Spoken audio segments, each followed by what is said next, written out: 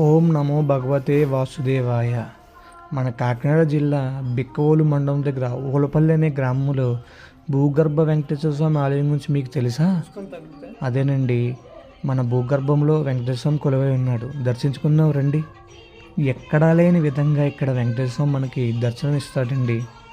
నిజంగా చూడడానికి రెండు కళ్ళు కూడా చాలా అన్నమాట.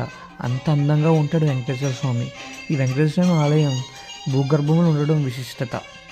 చాలామంది ఈ వెంకటేశ్వర స్వామి దర్శించుకోవడానికి చాలా దూరం నుంచి కూడా వస్తున్నారు. ఇదిగోండి మన వెంకటేశ్వర స్వామి.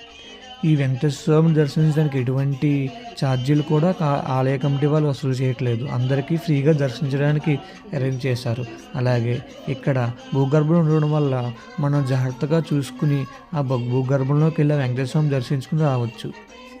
ఓం నమో భగవతే వాసుదేవాయ. ఓం నమో భగవతే వాసుదేవాయ.